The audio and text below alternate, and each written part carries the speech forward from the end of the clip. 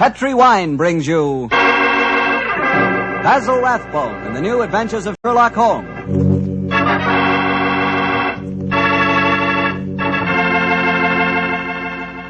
The Petri family that took time to bring you good wine, invite you to listen to Dr. Watson tell us another exciting adventure he shared with his old friend, that master detective, Sherlock Holmes.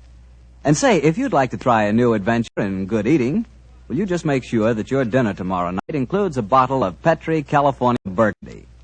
Petri Burgundy is the ideal wine with any kind of meat or meat dish. That Petri Burgundy is a hearty red wine, just as rich in flavor as it is in color. It's the perfect companion to a thick, juicy steak or a piping hot pot roast or a good hamburger. You know, that Petri Burgundy has a happy faculty of turning a simple meal like, say, a hamburger sandwich, into a feast. Believe me, here is a wine that's clear, fragrant, and delicious. A wine that you can serve to your friends proudly. Petri Burgundy. Remember, the name Petri is the proudest name in the history of America's wines.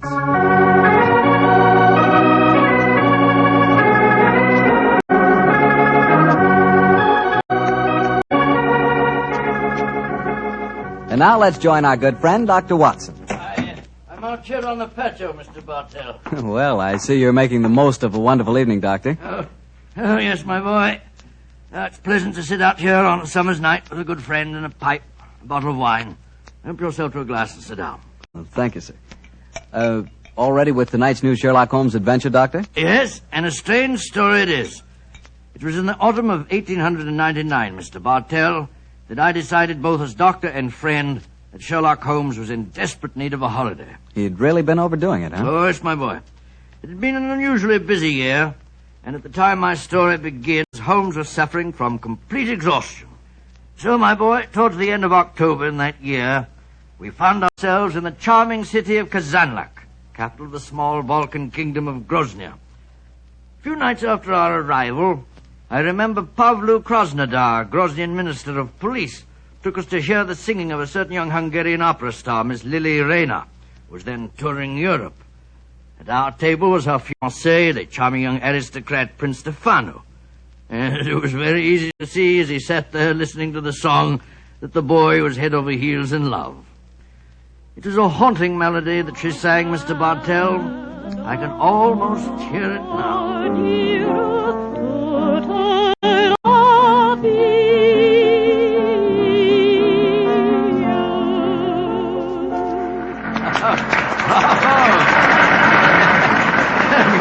You're a very lucky man, Prince Stefano.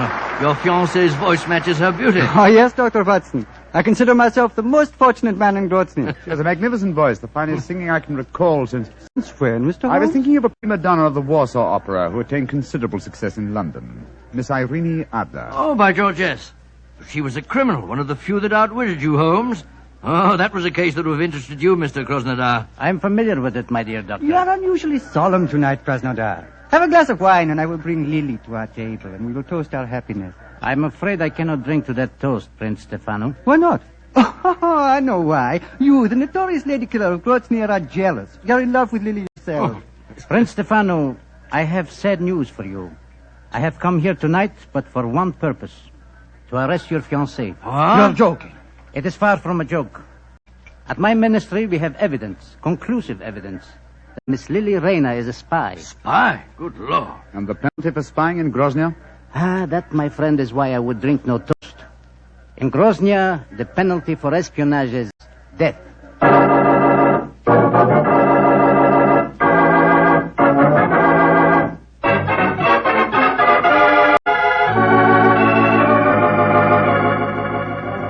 Yes, I know, but Holmes, you must do something to save that girl. You can't just turn in for the night without trying to help her in some way. They might shoot her in the morning. Krasnodar's no fool. Since he's made the arrest, obviously he has a watertight case against the girl. I suppose so. One last pipe. You know, Holmes, I couldn't understand her fiancé's behavior. He didn't do a thing. Just stood there and let Krasnodar arrest the girl. What could he have done?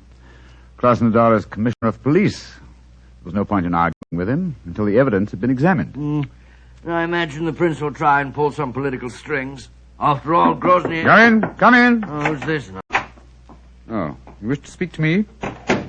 Mr. Sherlock Holmes, I've come to talk to you about my baby. My name is Martha Greggett. Your baby? Oh, Mr. Holmes doesn't... Oh, my baby, she is 20 years old, and she is flaxen-haired and beautiful. Oh, that's an entirely different matter. We'll be delighted to help you, delighted. Sit down, won't you? On whose behalf have you come to me? Poor Lily Rayner. Lily Rayner? Well, that's the girl who's arrested tonight. I am only her dresser. And yet I'm Martha Greggett. I'm her mother and father. I have toured Europe with her ever since she left Vienna. She sent you to me tonight, I suppose. Yes, Mr. Holmes. She said you would understand. What does she mean by that, I wonder? She said that Mr. Holmes would take care that a talent like hers should not perish, just because she had broken a few laws. In other words, she wishes me to establish her innocence in the same breath as she confesses her guilt. I'm afraid I don't take that sort of plant. Good night to you.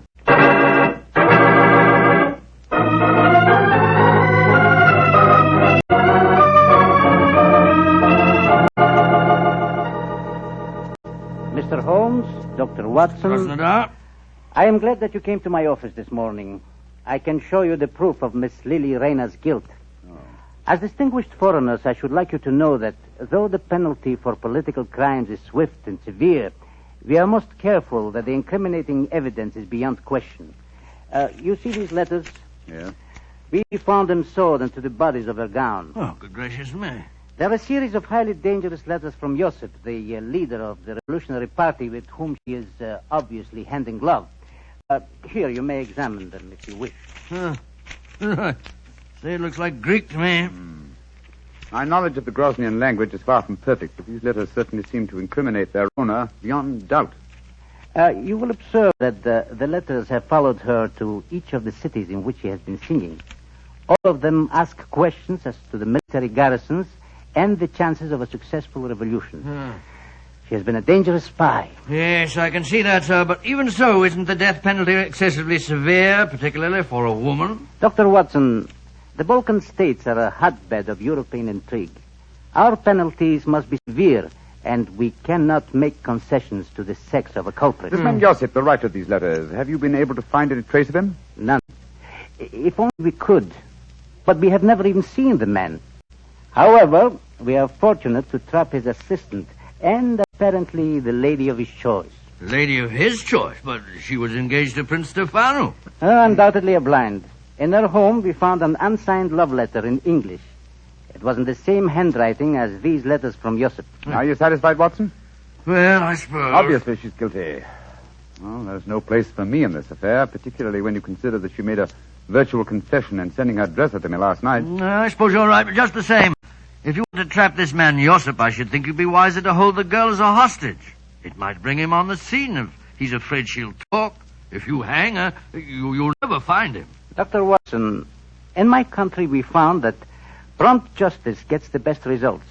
And for your edification, we do not hang in Grozny. No? The death penalty is exacted at the hands of a firing squad. And when is the execution to take place?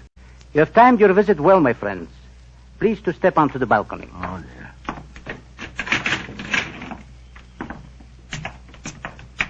I think that answers your question, Mr. Holmes. Great Scott. Against the wall, blindfolded, with a firing squad before her. It's Lily Rayner. Grosnian justice indeed moves swiftly, Mr. Krasnodar. It has to, my friend. Capitano! Ospritov! Great heaven, I can't watch this. I don't care what she's done. I don't want to see it. Up! Two! First! Up! She's crumbled to the ground. Poor little thing. What an artist. Hard to see a woman executed even if she is a spy. May all traitors to Grozny die as swiftly. But what a loss. Her beautiful voice. Yes, her beautiful voice. Shall we go in, gentlemen?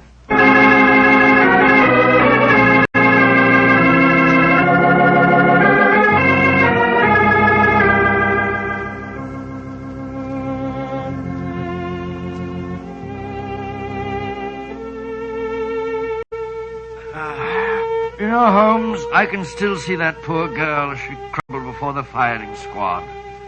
So can I, old chap. That's her song you're playing, isn't it? Yes. The melody still haunts me.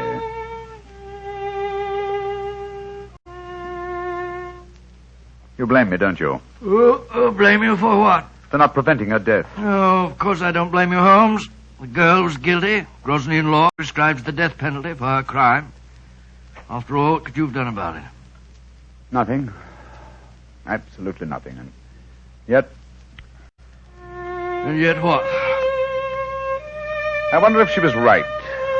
I wonder if artistry such as hers isn't of greater value to humanity than spying in any cause. It's not much good worrying about that now, is it? The girl's dead and buried.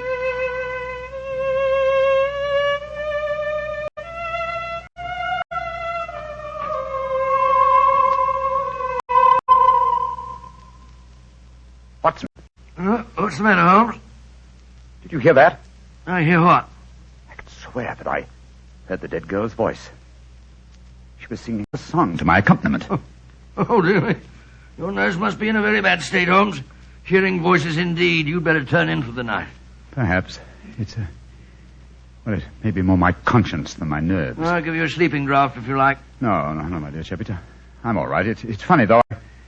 I could have sworn that... Oh, well. Play some more of that tune, will you, Holmes?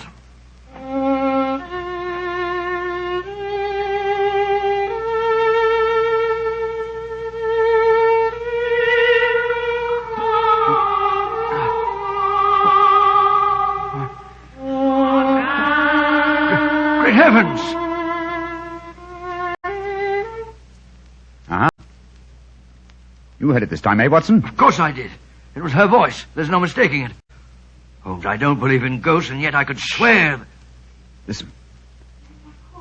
Good Lord. It is her. Avenge my death. Do not let them go and punish the killed me. Who are you?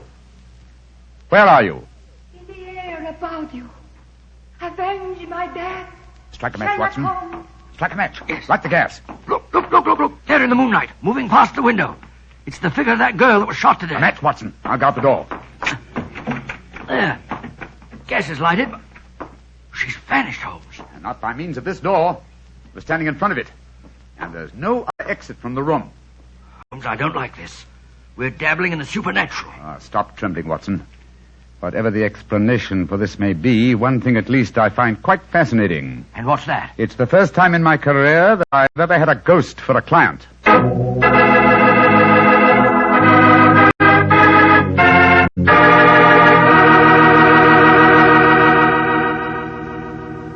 Dr. Watson will tell us the rest of his story in just a second, so I'm just going to tell you about a wine that adds the perfect finishing touch to a good meal. Petri California Muscatel. With its sunshiny golden color and its full aroma, you just know Petri Muscatel is going to taste good. And it really does. The flavor of big, plump Muscat grapes picked when they're full to bursting with luscious juice. For the wine that everybody likes, serve Petri Muscatel. You know it's good if it's Petri. Well, Dr. Watson, so you had a ghostly visitor calling on you at the hotel that night, huh? Yes, my boy, and I confess I was so badly shaken by the experience that I hardly slept a wink all night. Well, the next morning, after an early breakfast, Holmes and I located the proprietor of our hotel and began to question him as to the history of the building. I've admired the architecture of this building ever since we came here. A house of this period would undoubtedly have been built with secret passages and staircases. I confess that I know of one secret staircase there. There may well be others. Indeed, and where is the one you know of? Do you wish to explore it, gentlemen? Oh, very much. My friend and I are most interested in such things. Follow me, please. These stairs lead to our wine cellars. Thousands of feet have tramped up and down these steps. Only a select few know that behind this tapestry here...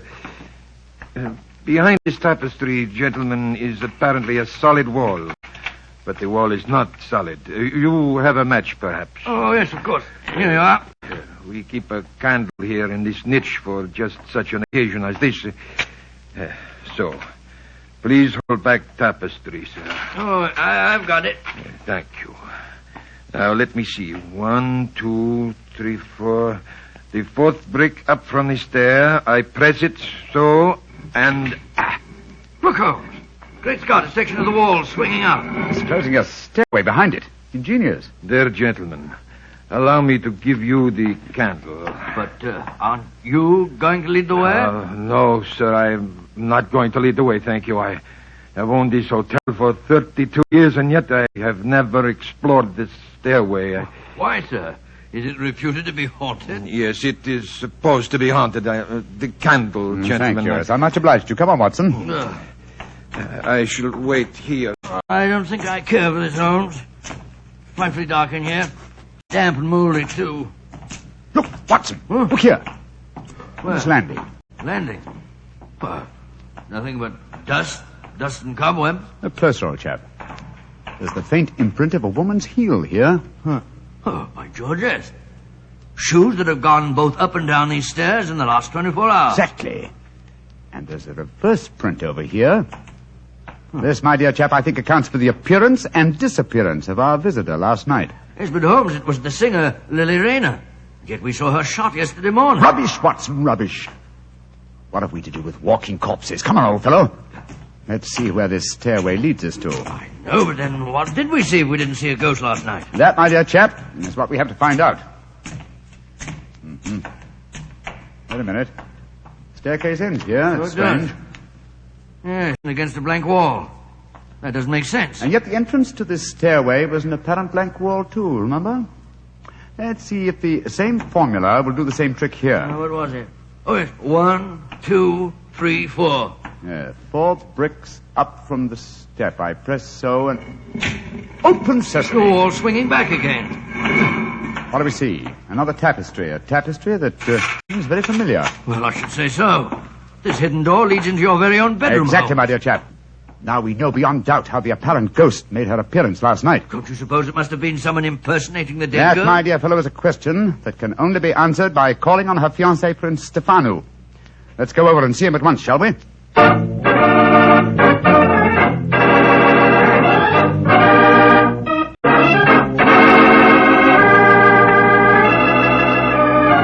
Prince Stefano, I'd just like to intrude upon your personal tragedy, but I must ask you a few questions. Ask your questions. Did your fiancée have a sister who may have resembled her? No. She had no living relatives at all, Mr. Holmes. Well, tell me this. Who inherits her estate, sir? Her dresser. A faithful old woman by the name of Martha Greggett, who looked after her for some years. I see. Did Miss Rayner have an understudy? As a singer, she could have no understudy. She was irreplaceable. You say as a singer.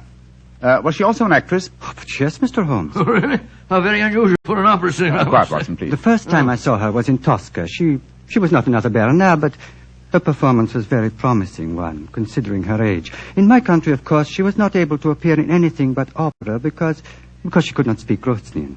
She didn't speak Grosnian? Now I have the answer. The answer? Yes, to what? To this entire story, from the arrest of your fiancée to certain strange visitations at my hotel last night. What do you mean, Mr. Holmes? If you come to my hotel room tonight, my dear Prince, I can safely promise to make the whole matter clear to you. And I dare go a little further. I think that I can even help you find consolation in your bereavement.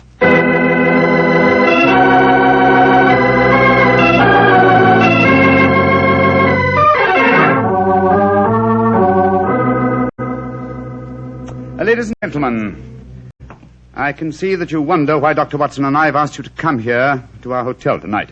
As Minister of Police, I should be stupid if I did not realize that since your other two guests are the Prince Stefano and Martha Greggett, the dead girl's dresser, that this meeting has some bearing on the execution of Miss Lily Rayner. I should prefer to say her murder. Ladies and gentlemen, if you please, I should like to make my own position in this matter quite clear. 2 nights ago, you, Martha, came to me on behalf of Miss Lily Rayner to solicit my aid. I, convinced that she was guilty, refused that aid. Yesterday morning, she died before a firing squad. Last night, her ghost appeared to me here in this room and asked me to avenge her death. Her ghost? What nonsense are you talking? It would be no surprise to me if her poor murdered soul came back from the grave to ask for justice, sir. I saw her, my good woman, almost as clearly as I see you all now. I agree with Krasnodar. To talk of ghosts is beyond belief. Please let me finish.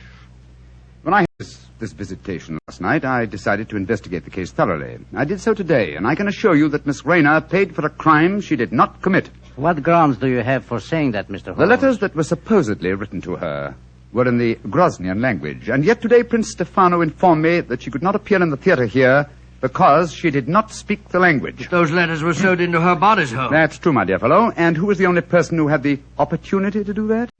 The same person who came to me 2 nights ago and succeeded in convincing me that Miss Rayner was guilty, her own dresser and supposed friend. Are you suggesting that I'm suggesting that you inherited her estate on her death, and that you would have lost that inheritance if she had married and had a family of her own. What do you have to say in answer to that, Martha? That I am among madmen. This talk of ghosts proves it. Very well, then. Let the ghosts support my theories. Hand me the violin, will you, Watson, old fellow? Oh, yes, of course. Thank you. Now, turn down the gas light. Right you are. That's it. And listen.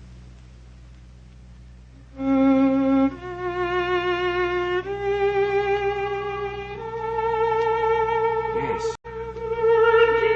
Yes. That's her voice. And that's her figure standing there in the moonlight, even though she's dead. Now what do you say, Martha? Aren't you responsible for her death? If a ghost can sing, I'm sure it can also talk. I did do it. The letters belong to me. I sacrificed my own baby for gold. May heaven have mercy on my soul.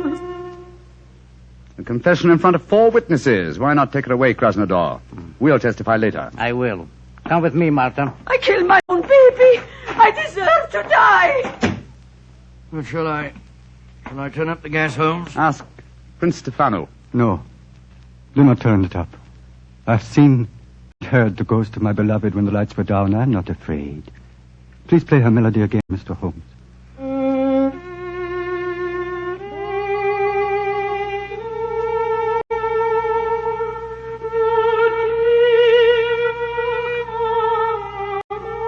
Aren't you afraid, Prince Stefano? Why should I be afraid? Lily, my beloved, your spirit I know can be no evil one. I love it. I love you living. The pleasure of love lasts but an instant. Love's regrets last for a lifetime. This is now my lifetime, brightened by your gracious ghost. I'm sure this is a very touching scene, but it's getting dreadfully maudlin. All right, Miss Rayner. You may come from behind the tapestry now. Watson, old chap, turn up the gaslight. There's a good fellow. Right you are, Holmes. Prince Stefano, permit me to reintroduce you to your far from ghostly fiancée, Miss Lily Rayner. Lily, my beloved, you're not dead. No, I am not dead. Though I cannot see how Sherlock Holmes fathomed my secret. And there, my dear young lady, you're in exactly the same boat as I am. Surely the answer is obvious. You gave me the key yourself, Prince Stefano. I did, but how, Mr. Holmes? When you informed me that Miss Rayner had once played the title role in Tosca. Tosca, what's that got to do with anything? Consider Holmes? the plot, Watson. A minister of police who is very susceptible to a lady's charms arranges a false execution. Knowing Mr. Krasnodar's weakness, Miss Rayner, you prevailed upon him to do likewise. Well, then the whole execution was a piece of pantomime. The rifles must have contained blanks. That's right, old fellow.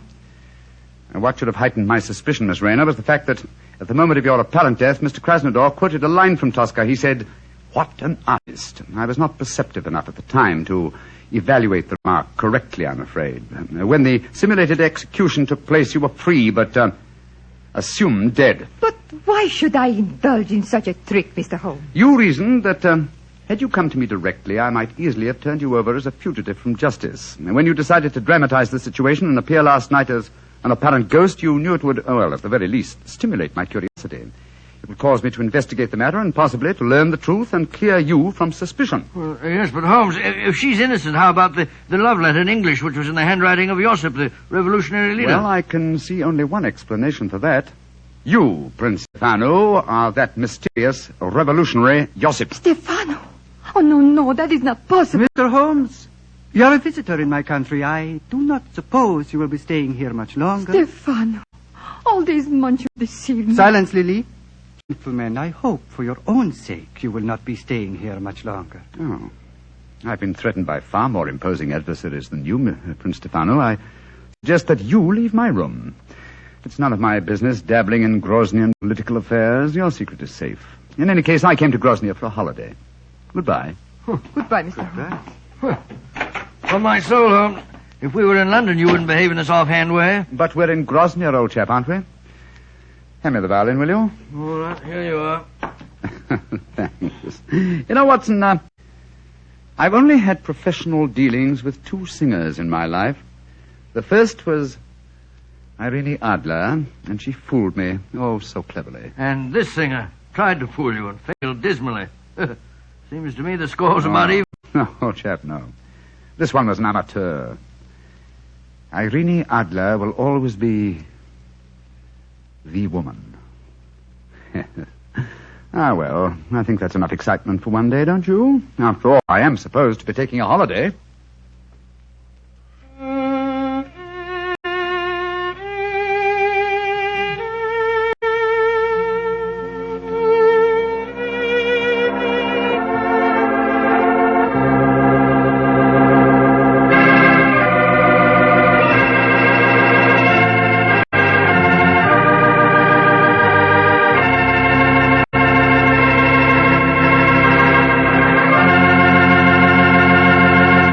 Doctor, that was a swell story. And I'll bet that you were a lot more interested in the beautiful Lily than your story tonight would have us believe. Well, of course I'm interested in a beautiful woman.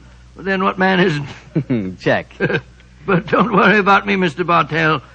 You know, being a family man, I just naturally associate a beautiful woman and home. And that makes me think of hospitality. Well, what do you mean by that? Well, according to you, I'm interested in home life. You're primarily interested in wine. Put us together, and we're interested in... Wine in the home. Isn't that an important part of hospitality? That I admit. But remember, my interest in wine is entirely an interest in good wine. In Petri wine, to be exact. Because I know all about Petri wine. I know that the Petri family has been making wine for generations.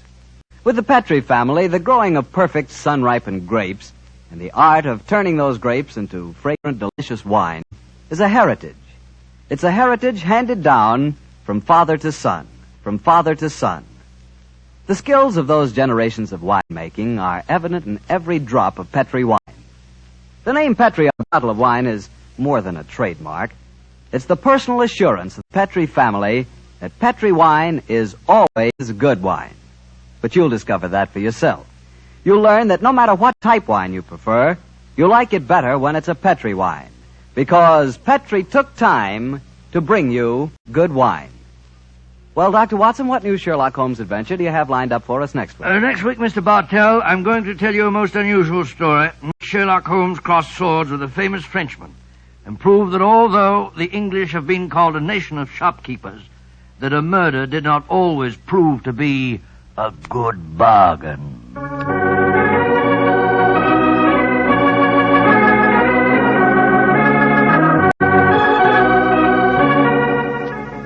Tonight's Sherlock Holmes adventure was written by Dennis Green and Anthony Boucher and was suggested by an incident in the Sir Arthur Conan Doyle story, The Sussex Vampire. Music is by Dean Fossler.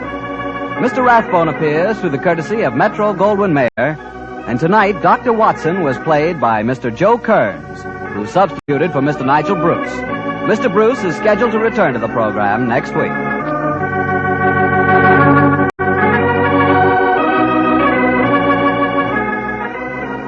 The Petri Wine Company of San Francisco, California, invites you to tune in again next week, same time, same station. Sherlock Holmes comes to you from our Hollywood studio. This is Harry Bartell saying goodnight for the Petri family. For a solid hour of exciting mystery dramas, listen every Monday on most of these same stations at 8 o'clock to Michael Shayne, followed immediately by Sherlock Holmes. This is the Mutual Broadcasting System.